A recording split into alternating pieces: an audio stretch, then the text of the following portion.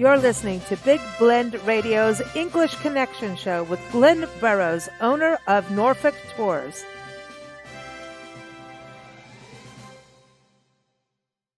Hey everybody, welcome. You know, every fourth Saturday we get to chat with Glynn Burrows from Norfolk Tours in England on this Big Blend Radio English Connection show. And Glynn and I were talking, well, you know, it's Memorial Weekend here in the States, and a lot of times we like to look into family history. And next thing you know, we said, well, why don't we have a party? So we're having a family history party on the show today. So of course, Glynn is over in England. So welcome back, Glynn. How are you? I'm fantastic, thank you. Yeah, enjoying the weather today. Oh, that's lovely. We're enjoying the weather out here in the Appalachian forest, and I'm surrounded by green, if you can tell. So it's really great. So I've become an a forest woman right now. So, Can't be bad. well, if listen, it's about finding your family tree, right? So just saying, I Exactly. found my trees. You're going So, back to your roots. that was lame. That was lame. Let me introduce our guests on the show. We have Erin Youngless. Erin, yeah, there it is. You got a new name, Erin. Erin has been on our show as a writer, but this time she's joining us as a genealogist. So welcome, Erin. How are you? I'm well. Thank you for having me. How are you? So, oh, doing good. What led you to genealogy? I've been dying to ask you this, by the way. Just Well, I grew up with my maternal grandmother, lived with us growing up. So I always knew a lot about my mom's side of the family. And then, excuse my dog if you can hear that. She's thirsty. And then there were a lot of questions about my dad's side of the family. So over the years, we don't know a lot about his mom's side of the family. So I started researching that. And the longer I researched it, the more I just fell in love with genealogy, even though I didn't get a lot of answers, but I still fell in love with genealogy. So that's so then becoming a genealogist, and so you help people trace their family roots, right? So everyone, you can go to Genealogy by Erin, and that's Aryn. So that's where people can connect with you, but you help people on their journey. yes, I do. I do. Cool, And cool. it's a wonderful experience. And then you can send them to Glynn if their ancestry is in England, and he can take them to the Indeed. places, right? Glynn, are we getting this right? We're Yeah, connecting the dots. it's tying it all together, isn't it? I love it. I love it. We've also got Elaine Powers. Elaine is a writer. She is a science-based writer. She's a biologist, conservationist. Sometimes she joins us with an iguana on the show, but she's usually here as part of the Tucson Sisters in Crime in Tucson, Arizona. So I've got to bring you back on, Elaine. It is good to see you again. And where's your iguana? They're waiting for their breakfast. Oh, well, then they should hang out with Erin's dog. And I got a dog here. It's like curious. As soon as we started recording, she's like, you know, what's going on? She's a Spanish Cavalier and she's royalty. So she's like, she would like her genealogy done. But Elaine, everyone can look up your books at elainepowers.com, right? That's the site. But what interests you of coming on the show today and genealogy? Well, on my father's side of the family, we have the Poes, which is a very famous family. It's been well researched in the U.S. You know, Edgar Allan is my cousin. And but on my mother's side, just flippant, you know. She is actually first generation U.S. citizen. Both her parents emigrated from England and Great Britain. So we're kind of curious to find our relatives, not only here in the US, because if you had her maiden name, which is Crofts, we discovered that, in fact, all the Crofts in the US are, in fact, related because it's from one family that came over. And then her mother came across as a World War I war widow. So different generations, different experiences, and it's kind of interesting. Is this going to get into a mystery novel somewhere? Could never know. She might be killing off the Edgar, you know. I can't be doing that. He's family, but that happens in families too. Yeah, I mean, that's the thing I want to talk about too on the show. You may find things, these little bumps in the road that could be like, uh-oh, somebody did something, you know, and that's kind of freaky, but it happens in genealogy. But I want to bring Joe Clark back on the show. Joe's on our shows every second Sunday at 7, right, Joe? I got it. Joe goes everywhere. Joe's a travel writer, photographer, has had many careers in her life, but she was recently on the show talking about her experiences in Gettysburg. And I'll link that to the show notes. And Glynn's got a great article also in the show notes talking about how family history can take you down all kinds of rabbit holes and into places you never thought. But Joe, that's kind of like that for Gettysburg and you, right? Yes, I was there to ride in the footprints of my great great grandfathers and great great uncles. They were with most of them were with the 38th Virginia Infantry, and I knew from a letter from a neighbor exactly where my great great grandfather was killed, and the other great great grandfather was captured and then held for over a year at Point Lookout in Maryland. So going to Gettysburg really touched my heart. And then, so a lot of your genealogy, your roots goes back to England, right? Yep. Like 67% is England, and the rest is divided up among Wales, Scotland, and Ireland.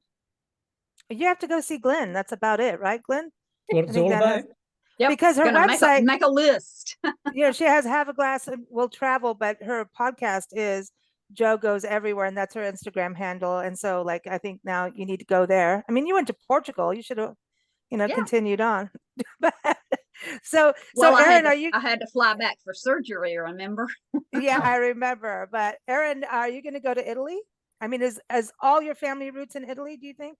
No, they're not. My mom's side is in Italy, but that's also questionable because we suspect that her dad's side of the family was actually from the Grecian area or Albania, and then moved to Italy and then started lying about their heritage. And then on my dad's side, he's Polish Czech. Oh, wow. Yeah. So these lies, okay, Glynn, this has happened a lot, right? Especially in immigration, names change. You have to do what you need to do to actually be acceptable not acceptable like in how you dress, but accepted into the new country, right? Is that something you find in genealogy, Glynn? Very often people will either change their names on purpose to hide up where they come from, or to escape something else, or they will just be miswritten.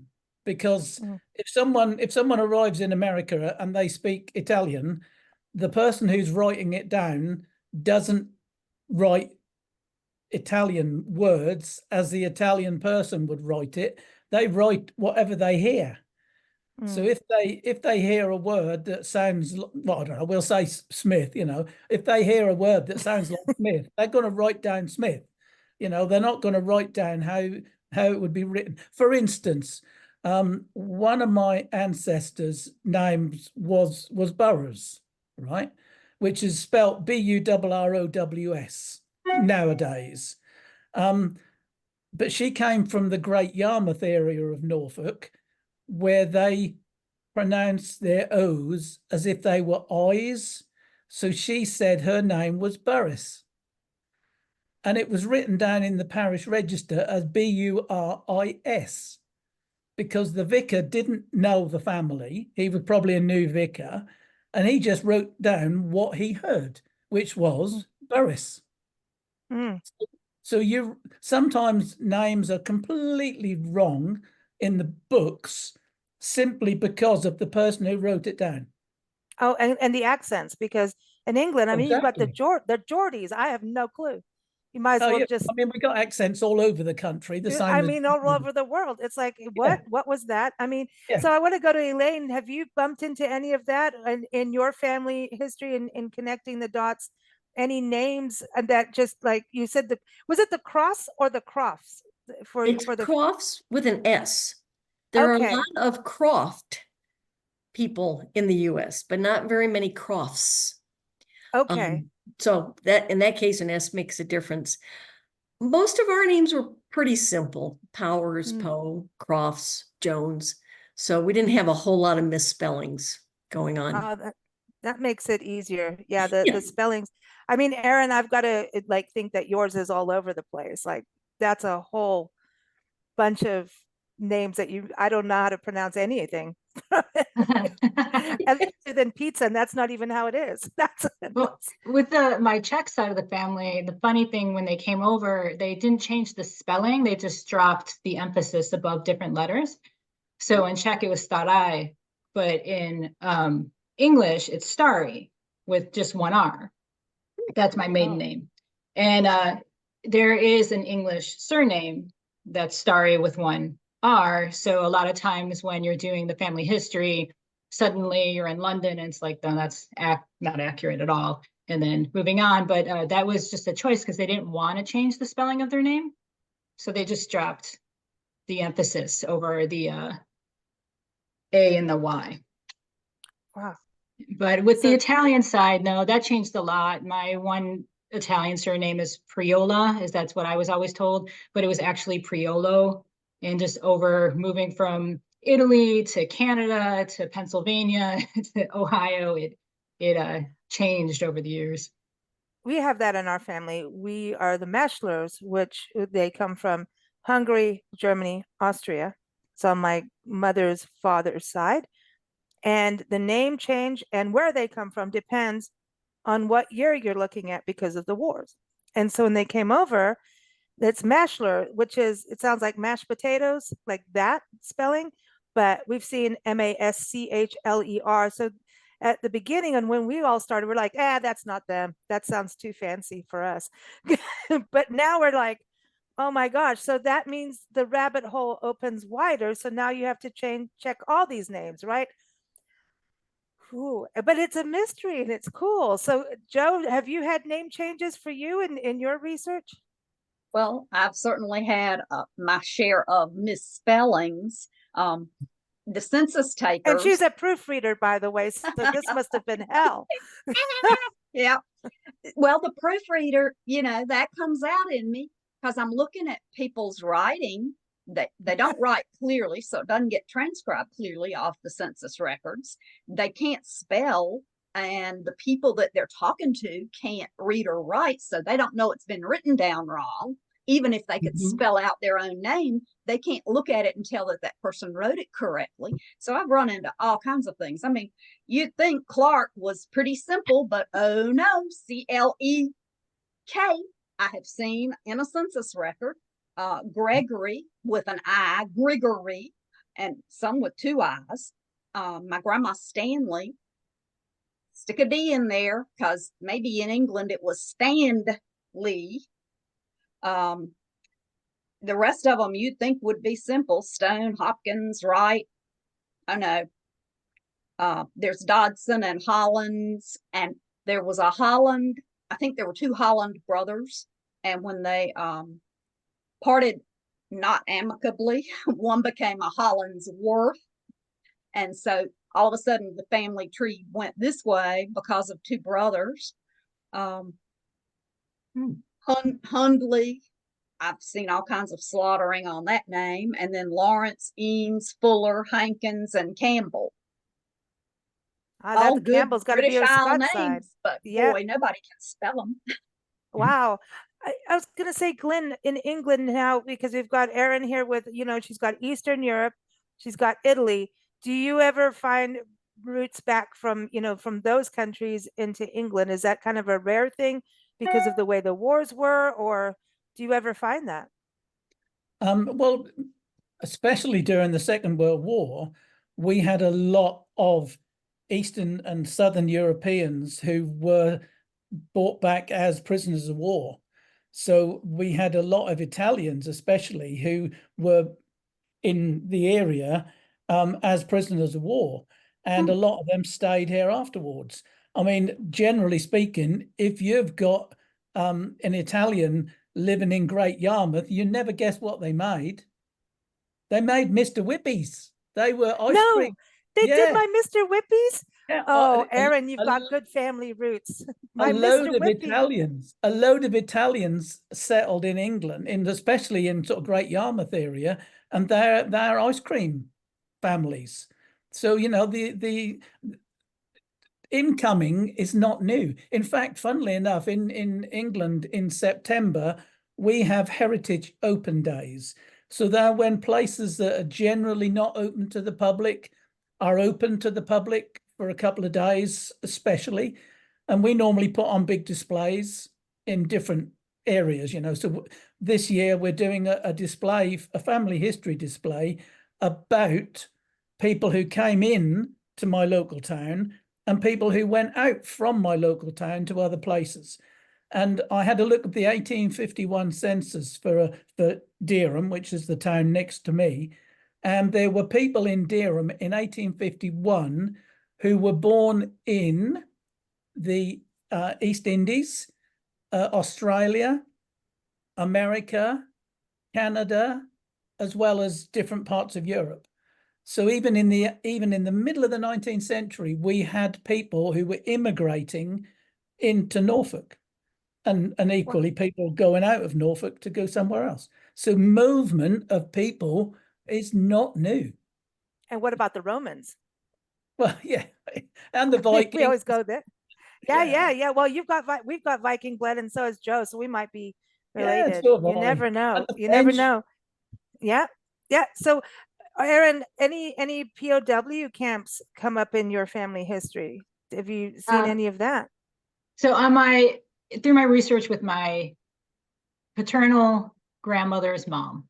So her mom died when she was 12. And so we don't know a lot about her. And then there's other big family arguments. So she was estranged from her family, my grandmother was. So she never really wanted to talk about it. But through my research, I found that she came from Poland. And I started using DNA because I wasn't finding any records. And I have found relatives in camps through World War II. They were at Lodez and in the ghettos that were before Auschwitz and all that. But yeah, we have relatives in that area, which was shocking to see them in the different files and not anticipating that, especially since I was raised Roman Catholic and so were my parents and vice versa and everything. And when you hear that history, the lineage automatically, when you start hearing about camps, you automatically think about the Jews and all of that, as you should. So hearing this area and just taking in the idea that it was kind of a sweep on certain areas. Wow. So where my family came from, that village kind of got swept up into that. So I do have relatives that were unfortunately in those areas. Whew. This is where family history runs deep, and Yes. Elaine, have you uncovered anything like that going into your genealogy? Have you done DNA yet? I have done DNA and have found relatives I knew. So there's been no surprises.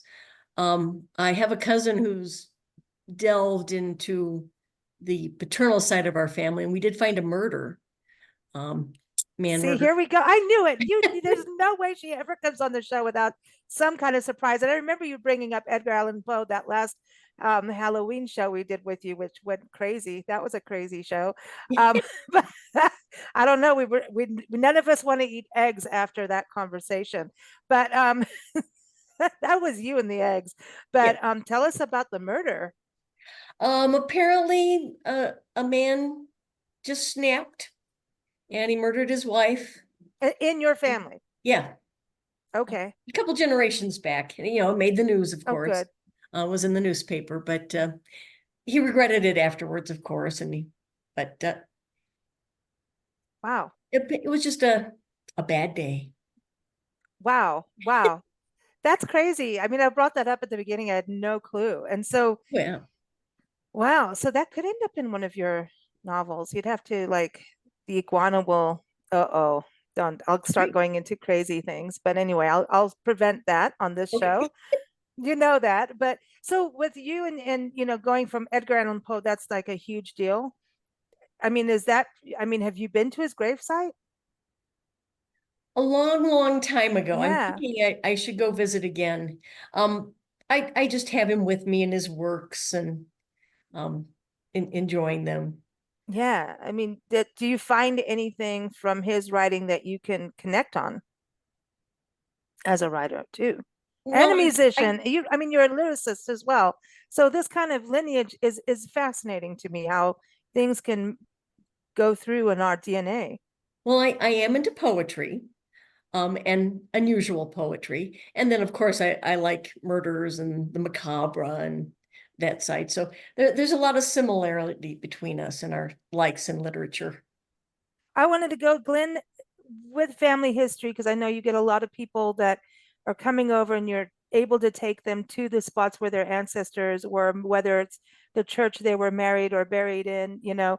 Yes, some people are buried in churches, so you never know. But when you're talking with them, do you hear what Elaine is talking about, these commonalities, right? From their ancestors. Like it's kind of cool when you do DNA and you know, learn maybe, you know, family illnesses and stuff, so you can know, oh, there was this in our history, so we better not eat the extra chocolate unless it's dark chocolate, which we can all have right now, as far as I'm concerned. But do you see people find these commonalities in their careers and their likes and dislikes? If they find a diary and it's like, I'm the only person in the family who likes dark chocolate, but this person used to make dark chocolate cookies or something. I'm just making stuff up as usual, but do you find that happen? I want dark chocolate now. Yeah, I'm sorry about that. I can't give you dark chocolate. I mean, I think that if you look for stuff, you're going to find it. I mean, I also found that one branch of my family, of 5 members of them, were all done for manslaughter. And luckily at the moment I haven't inherited that gene, you know. Oh, good. I'm glad you're on the other side of the pot. I'm just kidding. Yeah, but At you least know that- what I mean. You can least- always find, sorry. I was going to say, at least that you admit to. Well, yeah, Yeah. exactly. You know, there are always things that you can find in common with your ancestors. I mean, like most of my ancestors grew up in the country, you know, so did I. I grew up in the middle of a field, you know, and so did my ancestors. But you can always find things where you're completely different to your ancestors. But, you know, the nice thing is that as soon as you can actually build their personalities, that's the thing. For me, it's about family history. It's not about a family tree. It's about learning about the people and how they lived and what they did and things, you know. So that's the interesting thing, and you can always find common threads, whether that's in the DNA or whether that's just because that's where you live. I mean, as we know, I mean, all of my ancestors that I found up to now lived within 50 miles of where I live today. So I'm going to have a lot of stuff in common with them because I talk their language. I grew up in the same fields as they grew up in.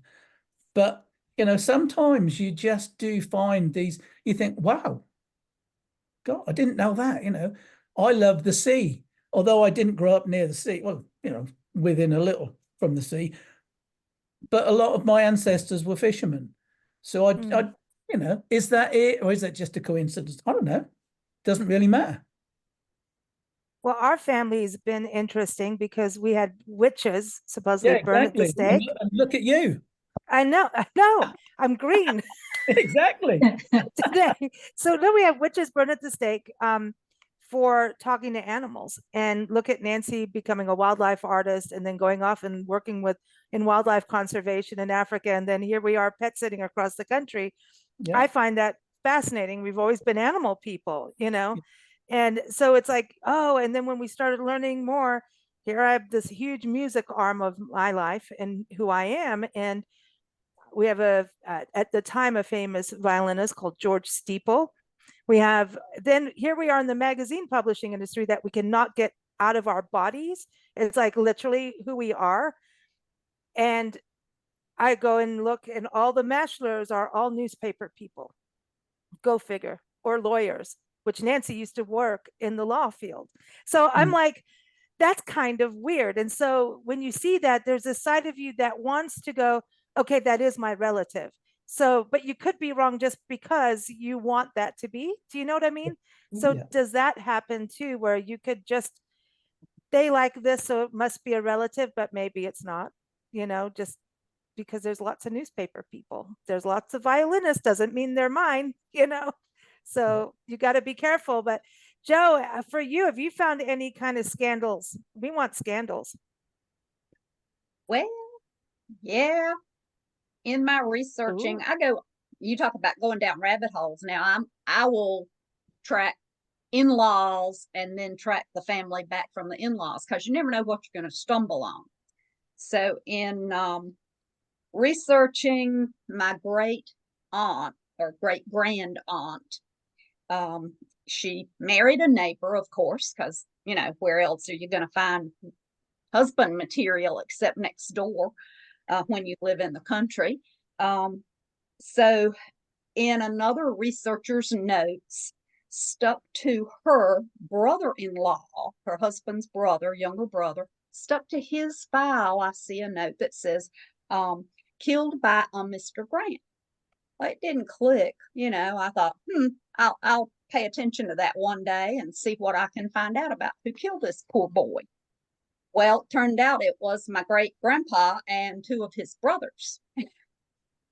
So yeah, I have a homicide. I'm not going to call him a murderer since there were three of them, but the older one, who ended up being my great grandfather, took the heat for it. The other two, by the time it went to trial, which took like a year, and this was in the 1880s and 1881, by the time it went to trial, and I think both of the younger brothers were let go for time served, but great grandpa was sent to the penitentiary in Richmond. And if it hadn't been for TB, I don't know if he would have stayed there the rest of his life. I don't know what would have happened, but there was an outbreak of TB, and the men that had TB were booted out of prison. It was like, oh no, we're not dealing with this. You take your butt home. Let somebody else nurse you.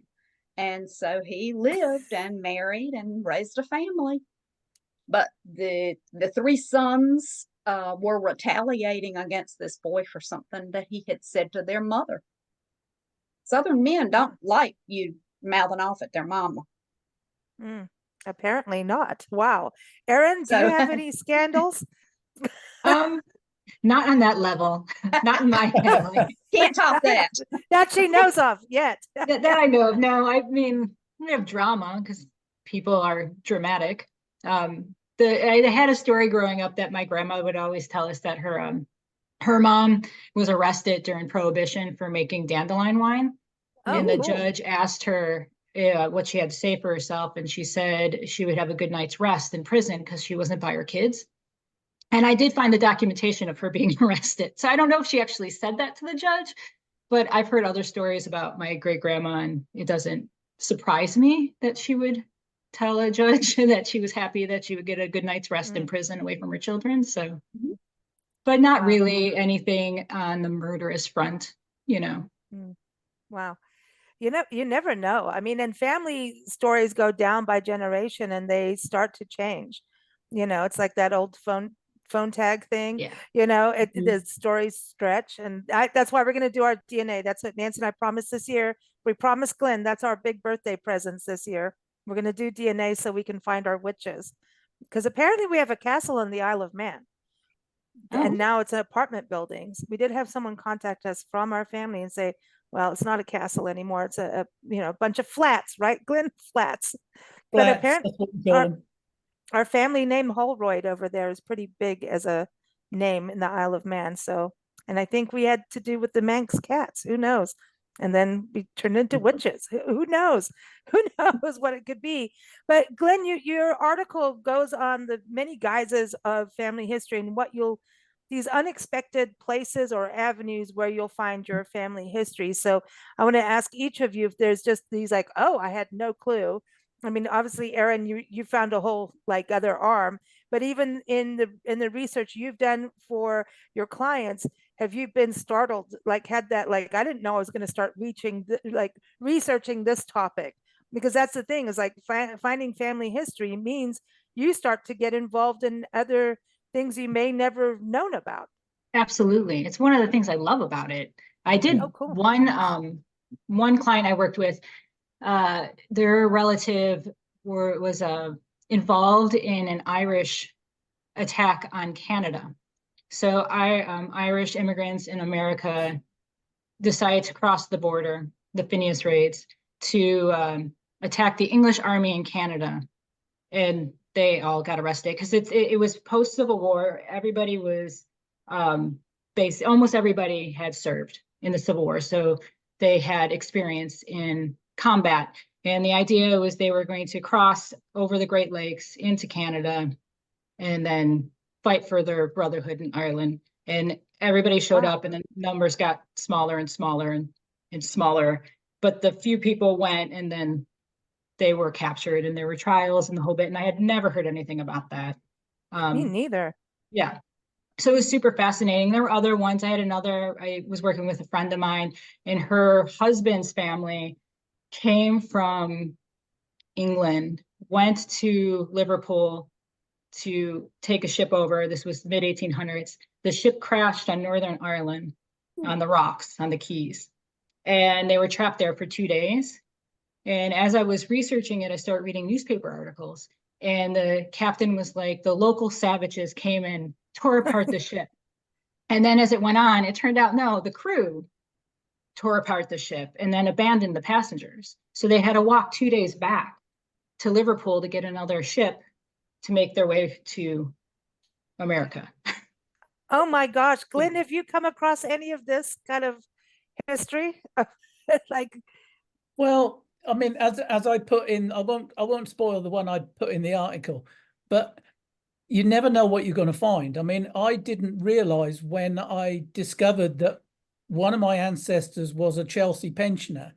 Now, Chelsea pensioner in England is, you normally see them dressed in their red coats at really special occasions. So a Chelsea pensioner is someone who lives in Chelsea Hospital. And okay, I thought it was your la-di-da.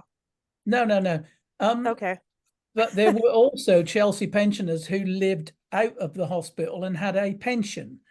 And this man was a Chelsea pensioner, but he was an out pensioner, and he had a pension from the time that he served in the British Army. And going back to Canada, this is the one who served in Nova Scotia. He served in Halifax. And I didn't realize that people went all the way across the Atlantic and then came all the way back again. And this was in 1815, 1816. He was serving in Halifax in Nova Scotia with the British Army and came back again. Well, luckily he came back, or I wouldn't be here. But, he came back to England after he'd served in Nova Scotia. So that was a fantastic time for me to think, right, I'm going to go to Halifax and have a look and, step in his footprints, which is what I did. But, you never know what you're going to find.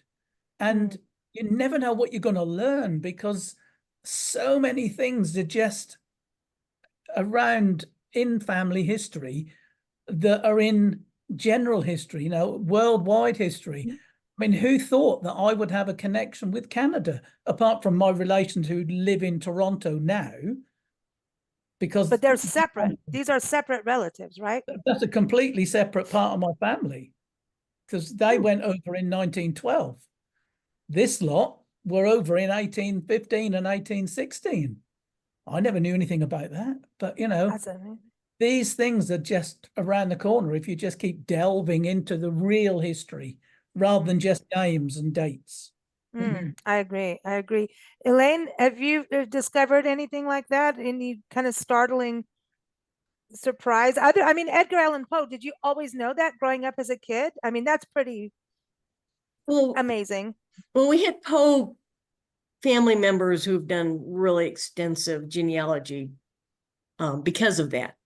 I guess for my surprise was that my maternal grandmother sang for the Queen when she was a young lady. And when Lady Spencer married Prince Charles, it turned out that we're actually a cousin, and my mother thought we were actually close enough cousin that we should have been invited to the wedding. And so apparently they left the Americans branch of the family off the invitation list. And she was a little surprised by that we didn't get to We didn't get Oh, any wow. terrible. But listen, one of the greatest, female blues duos out now is Larkin Poe, right? Mhm. And they're relatives of yours too. And I Yeah. know we talked about that last time. And Larkin and Poe, I mean, go look them up. They're incredible. And I've seen them perform live. And I there's not a week that goes by that I don't listen to their music. And they're incredible. And so it's like it's when you talk about this music history, so wait a minute, is that going to be all in the same side of the Poe side or No, different? the Poes are my father's side, and the English, the Queen, and the relationship to Princess Di is on my mother's side. That's wild. Yeah. Like seriously. Okay, so now Glynn, you go to the Spencer's place, like a Sandringham and stuff like that. You've walked in these footsteps, so Yeah. you guys could have actually all walked in the same, your families in no, the same place. Diana's- This is weird. Diana's family comes from Northamptonshire originally, but she was actually born in Norfolk, just up the road from here, because her dad, being the equerry to the Queen, was living on the Sandringham estate when Diana was born. So good old Diana was a Norfolk girl. That's my claim to fame. Yeah, she was a Yay. good old Norfolk girl, Diana was. Yeah, she was cool and she did real good Mm-hmm. stuff. She's a humanitarian, a true Yeah. humanitarian. So, Joe, I mean, your history is crazy. Any other good stories that you found that's taken you down like, wow, I had no clue? One I found recently, a story about during the Revolutionary War, Colonel Lynch in Virginia was a judge, and he ended up sentencing 75 Tories that were getting ready to ride and start an uprising. He may have lived up to his name, Lynch. I know. I was gonna say, yeah. Yeah. So that was pretty interesting, and there were a couple of other uprisings that were squashed. Wow. And I don't think of Pittsylvania County as like the hotbed of the Revolution, but it's awfully close, within I guess it's about a 2.5 hour drive. So not terribly far from places like Charlottesville and Richmond. So, yeah. Well, Pennsylvania's got a huge history. I mean, yeah, I mean, it really does. That runs deep. I mean, you got to think about Benjamin Franklin and all of that too. I mean, that history's big, but they would go on those week-long horse rides, so I think that's that's fascinating. And what is that? Like when you hear the name Lynch, right? There's Lynchburg. I mean, that's crazy. Don't even start me on that. Lynch Station. Yeah. It was Lynch Station. Yeah. Yeah. And then I've got George Rogers Clark. See, when you have these names, like, and you say Lynch, other than Lynchburg, right? The first thing I think of is David Lynch, because I'm that way. I think David Lynch is one of the coolest people, and and David Burns, the two of them, I'd love to have at a dinner party, and that would be the most extraordinarily weird conversation, but I'm in. But when you think of Lynch, Glynn, these names mean something, right? We've talked about this on the show, and so who knows? Maybe Joe is related to David Lynch. I would really like that to happen. So, I mean, is it a long shot? Can you start looking in genealogy going, I wonder if, and see where that goes? Or should you not bother because that name is, what do you think? If you start your family history hoping that you're going to find yourself related to a certain person, you're going to be disappointed, probably. Okay. If you've got a name like, I don't know, Churchill, and you think, right, I'm going to be related to Winston Churchill, Yeah. Look at all the Washingtons we have in the States, right? Well, the thing that you have to do with family history is start with what you know and go backwards. Sometimes you have to go sideways to go backwards, and sometimes you have to come forwards, sideways, backwards, sideways, and backwards again to get backwards. But it's no good starting in the past and trying to come forwards, because Yeah. that will just get you in a complete and utter muddle. Oh, okay. You have Okay, to That's so what that's a everybody good tip. does. you go back from what you know, Yeah. and that's the only way, because sometimes you're going to hit a brick wall, you know, and you can't jump over the brick wall. You have to go through it.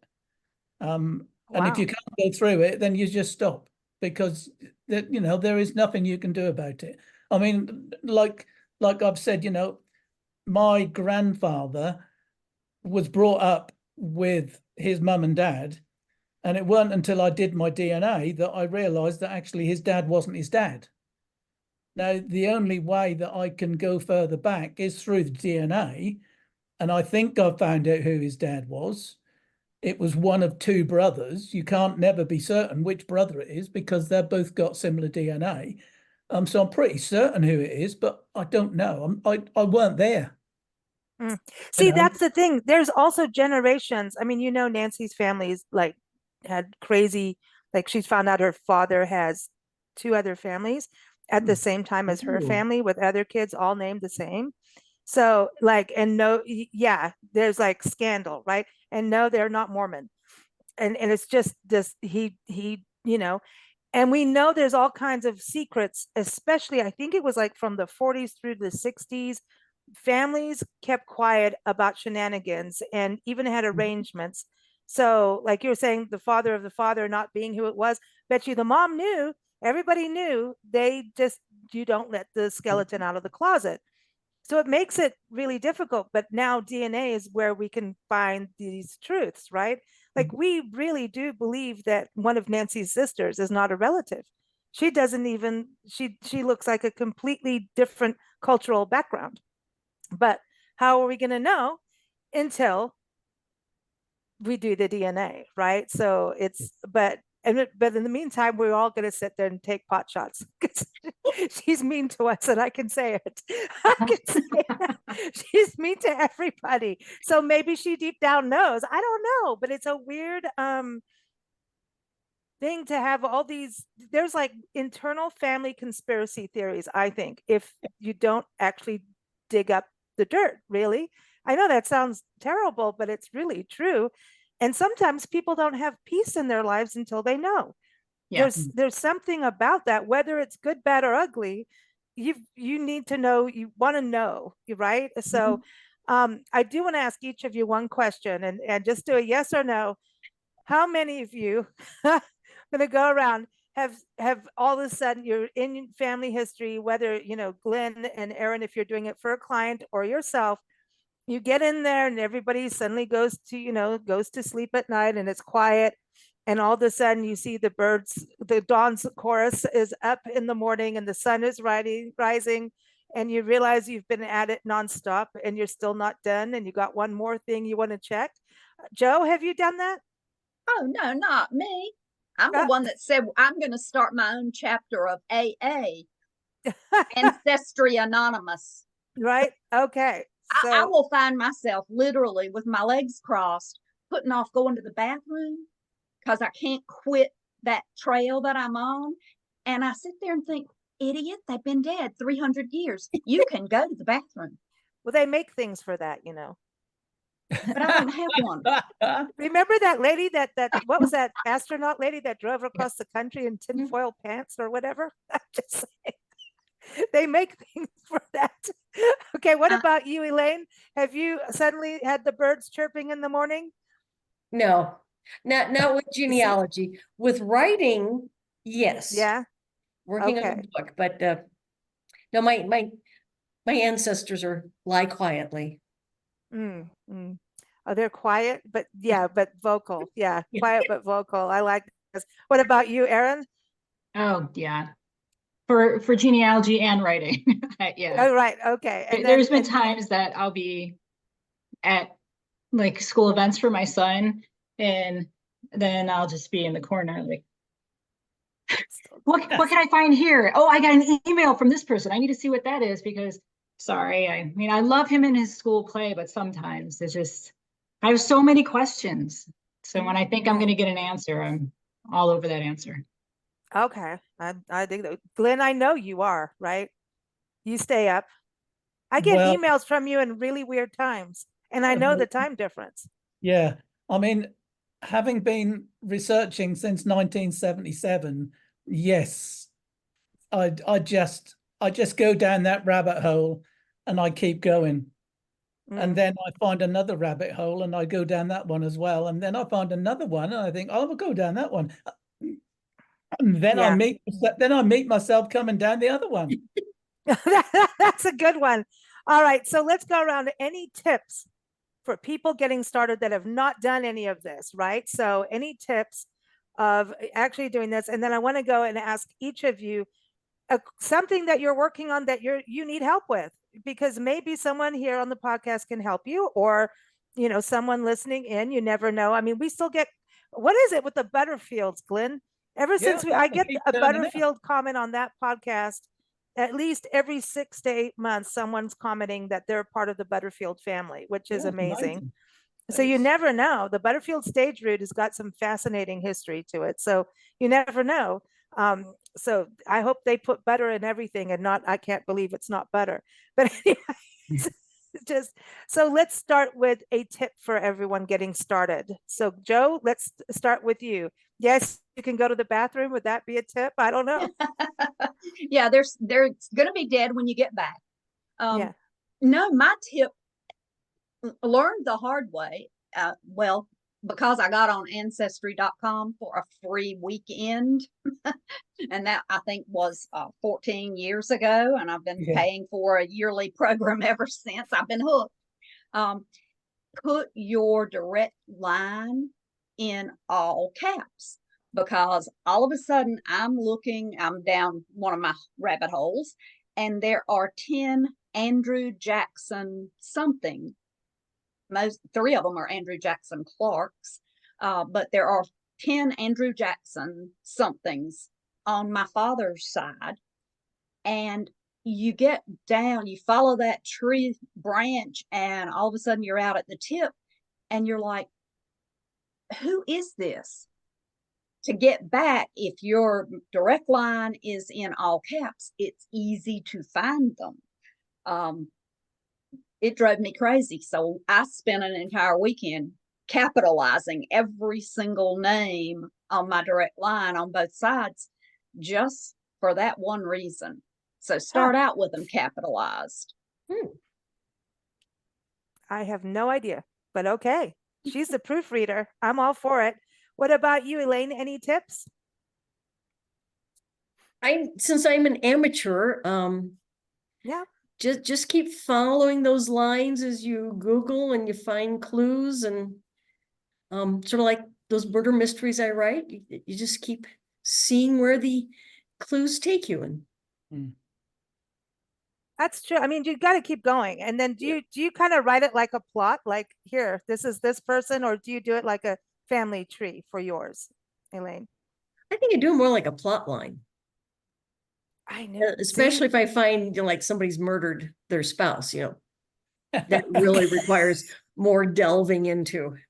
Oh my gosh, this is so much fun. I love this. So Erin, any tips for someone starting out? Local libraries, genealogical societies, and historical societies tend to offer free resources for genealogy with a library card or a small fee to be part of there. So you don't have to pay the exorbitant price for ancestry.com. And you can use their resources. But the other one is always start with yourself, because you have the most information about yourself. And then your parents, you have the most information about them. Don't try to start with your great-great-grandfather. Because if you're in my family too, Italians, they named everybody the same thing. So my grandpa Angelo had a grandpa Angelo who had a grandpa Angelo. And it gets very confusing very quickly. So start at the bottom and build your way up.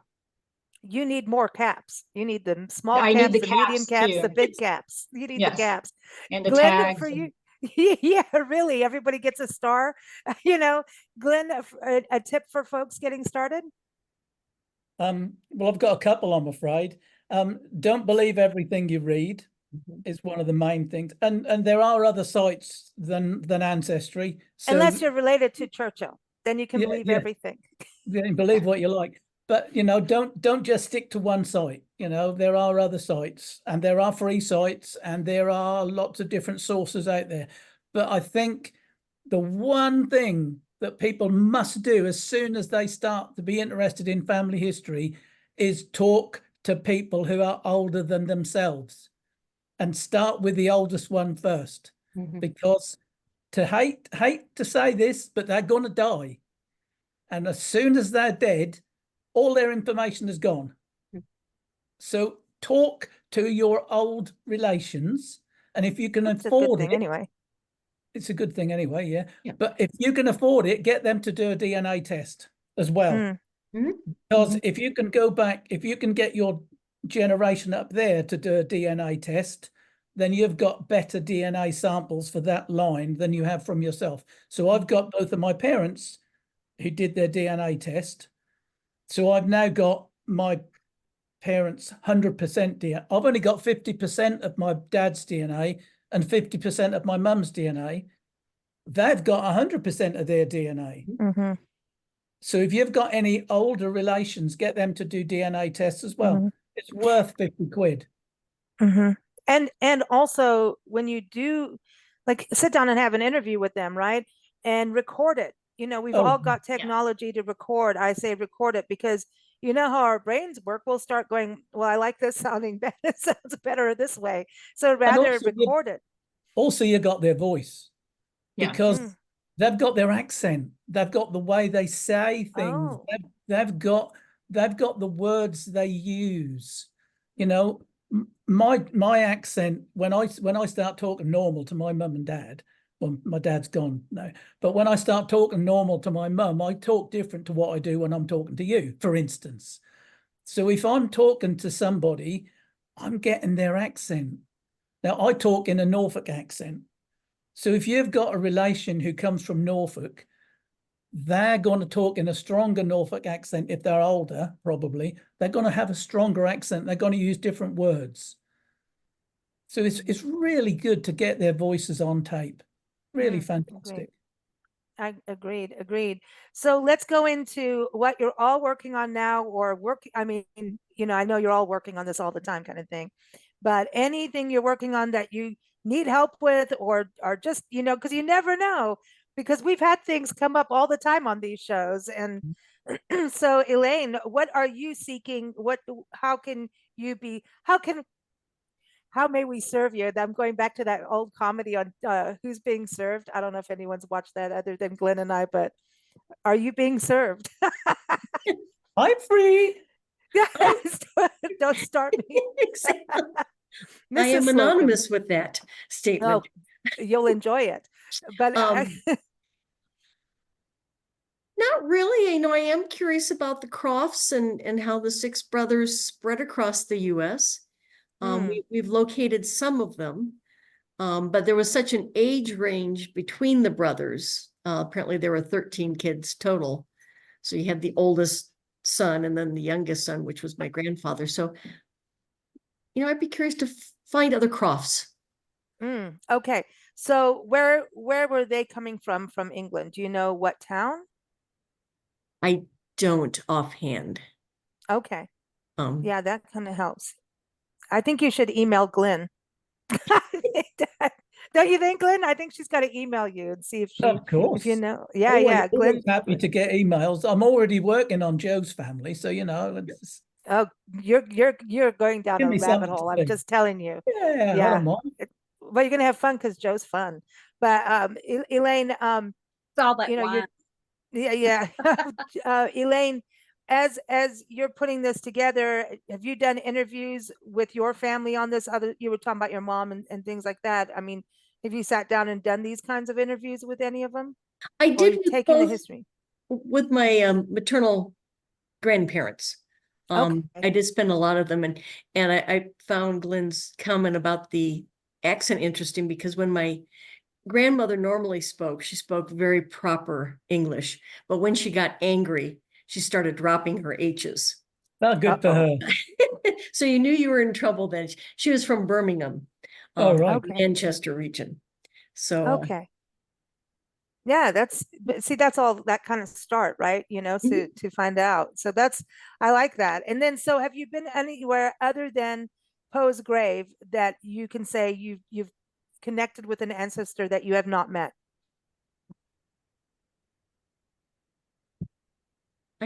No, nothing I can think of offhand.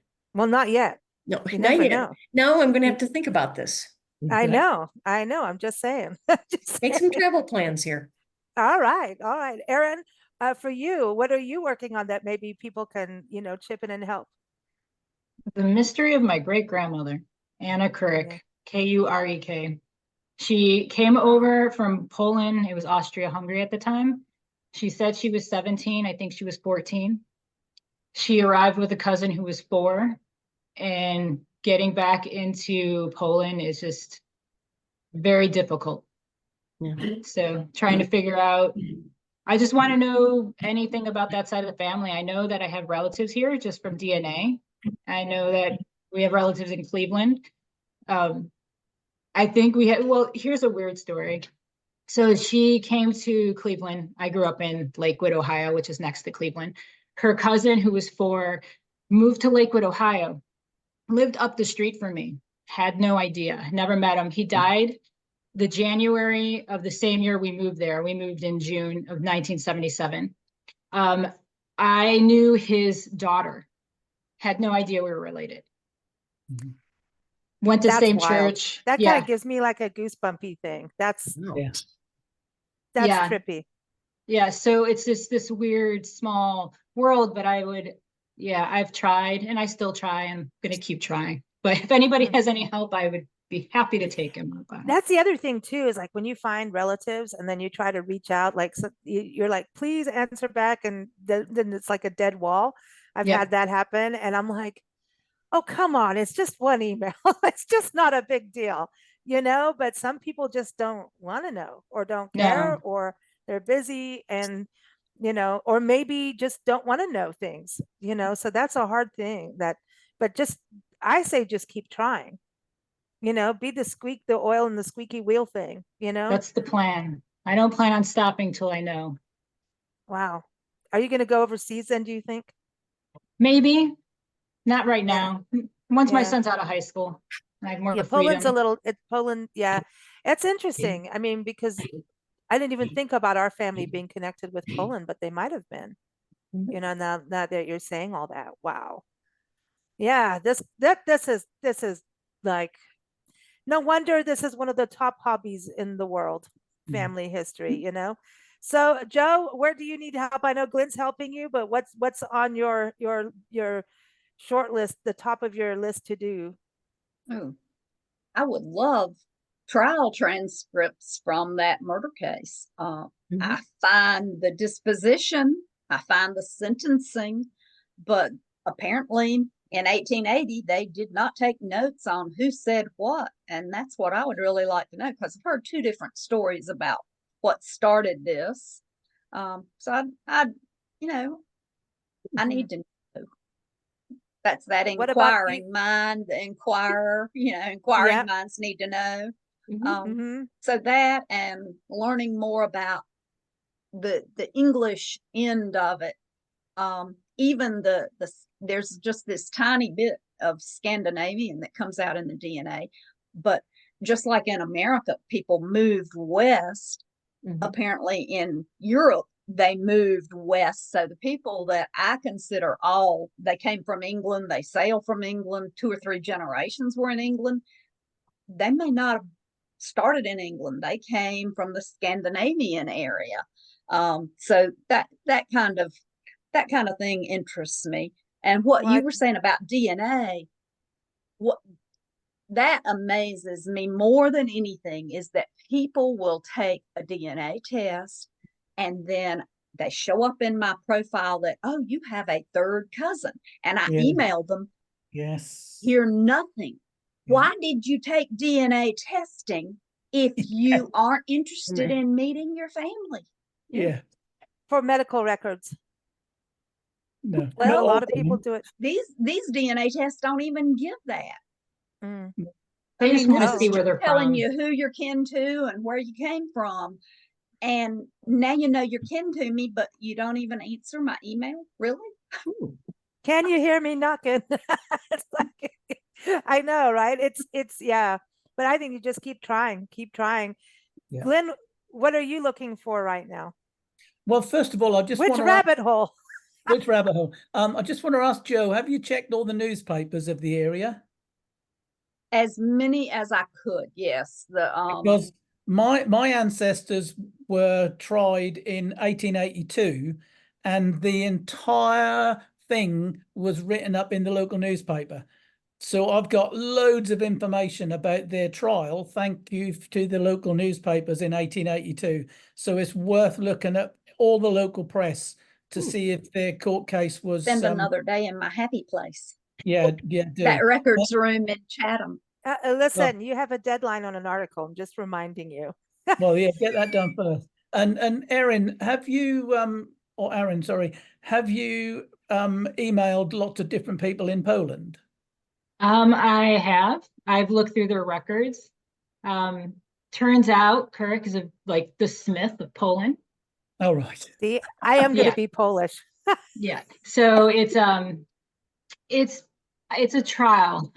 There's so much more that goes into it. There were family upheavals and there were disownments. So I work on a lot of hearsay, and my grandmother a year before she passed away going, so and so lived there, not knowing that they ever existed. And but I have emailed people in Poland. I've spoken with historians that have worked on their Polish history in Poland, and for tips. I went to Roots Tech specifically so I could go to these things, but I will keep emailing. But it's a great idea. Yeah. Mhm. And for me, I'm always on the lookout for people who came from Norfolk. So if you find people from Norfolk, let me know, because it's really easy to find where people came from. Relatively easy. I say it isn't really easy, but it's easier to find out where people came from than where people went to. So I can find where people came to Norfolk from, so I can look at where my ancestors said they were born, where they came from, etc., etc. But I'm looking through a census, and then suddenly the next census, they're gone. Where did they go? They don't leave a note. They went down the rabbit hole. Yeah, they don't tell me where they went to. So if How anybody, rude. yeah, I know. If anybody finds out from, in America, and someone turned up from Norfolk, I'd love to know, because it's really fascinating to see where they went. So that's I what I'm wonder how interested the in. name Norfolk, Virginia happened. Like, who decided to Norfolk make people. Norfolk, Virginia, Norfolk? Yeah, Who's the same people who made Hingham in Massachusetts, Hingham. There's people from Hingham in Norfolk. The same Yeah. people who made Essex? Ipswich and Yeah. Essex. Yeah, And but there's going to be a Norfolkian who has said, I want my town here. Yeah. This is what I want. Yeah. Which is interesting because they bailed England for a reason. So then they still wanted to recreate what they left. They had that lovely They were feeling. genealogists too. Yeah, they Yes. wanted to give you a clue where they came from, you see. So we need to go to Norfolk. Abraham Lincoln's ancestors went to Hingham in Massachusetts because they came from Hingham in Norfolk. Yeah. That's what happened. I want to tell you that Norfolk, Virginia is surrounded by a big swamp, because we got lost out there one night on driving from Pennsylvania south. My friends who I used to know when I worked in a factory, they always used to call Norfolk people swampies. So that could well be why. So this is there's so maybe they got there and said, well, this is like Norfolk, England, so that's it. Yeah, and it's got a coast, it's got the beach. We got a lot of coast. So we'll have to make those connections. But thank you all for joining us for a fun family history chat. We haven't had one like this for a while, and I think we keep going, Glynn.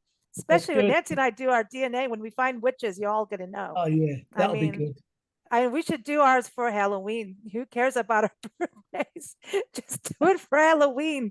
We'll be in there. But and a fun story that we're trying to research is my mom's great grandfather, her dad's dad, out of LA. He was a Hollywood butcher for the Stars at the time, lived up in the Hollywood Hills with this big fancy place, and apparently was a Nazi, had a portrait of Hitler in the dining room, velvet curtains. Nancy's like hooked into finding this. This is her, like, we want the witch story, but like we want to know everyone, but this is too close to home to not do. And she remembers the house very vividly. And I think it's Blue Jay Lane or something. And I've tried to do maps on it. And so the house is up there. And when she was a kid, she was dropped off, and none of them spoke English. And they're from the German side, right? And they would make her and her brother scrub the cobblestone courtyard with a toothbrush.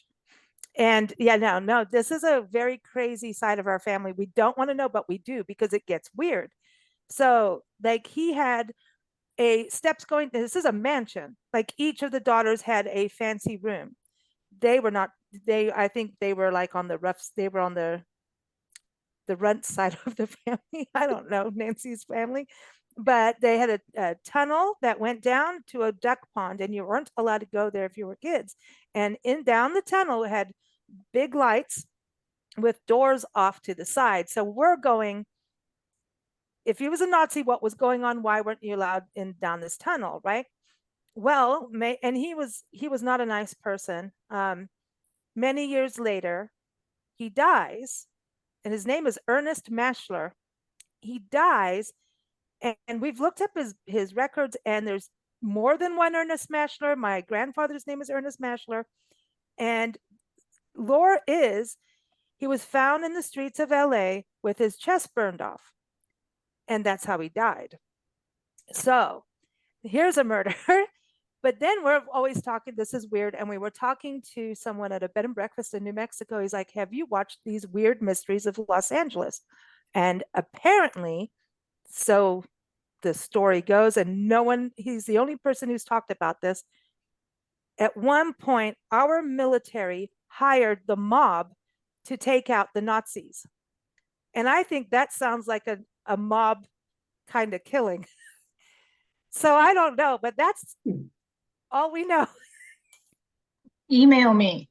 I was going to say, and I will go. There was a compound. There was a Nazi compound in LA, up in the hills. What?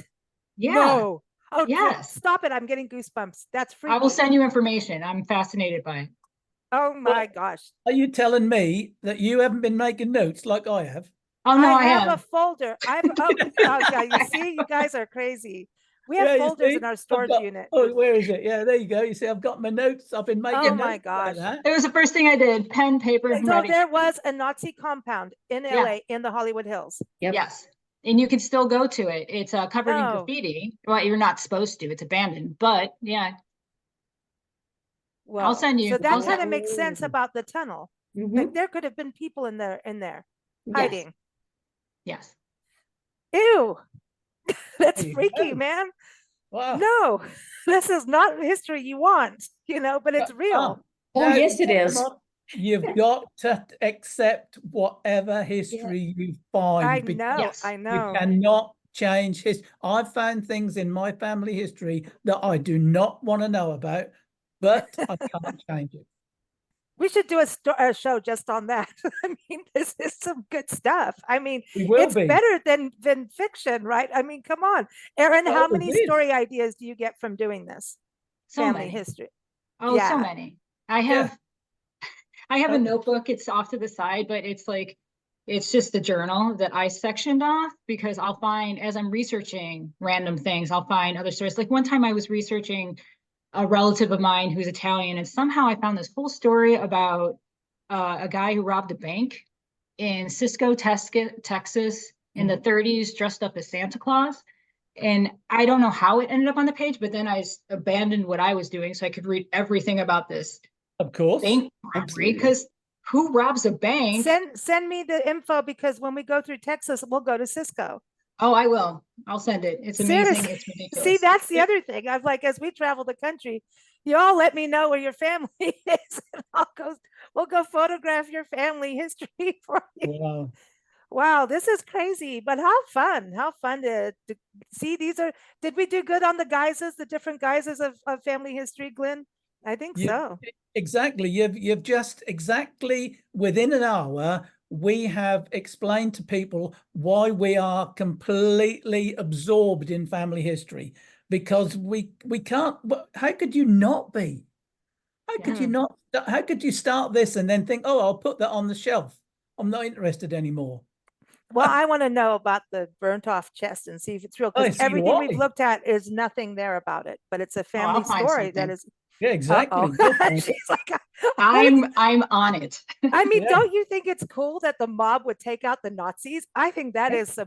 is that's cool stuff. That's cool history. That is Yes. amazing. Like, Well, so anyway. I want to be on the next program when you talk about it.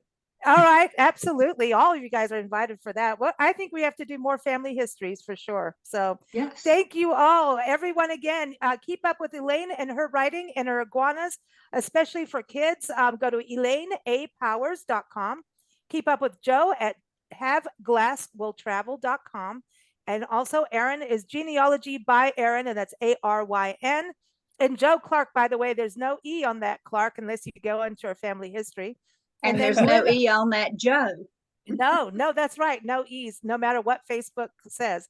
Glynn Burrows, keep up with him at norfolk-tours.co.uk. Thank you all for joining us.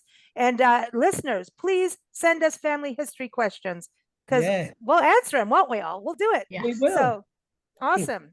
Thank you all. Thank Thank you. Bye. Bye. Thank you for joining us for Big Blend Radio's English Connection show with Glynn Burrows, owner of Norfolk Tours. If you're planning a vacation to England or looking up your family history in England, visit norfolk-tours.co.uk to connect with Glynn. Keep up with our shows at bigblendradio.com.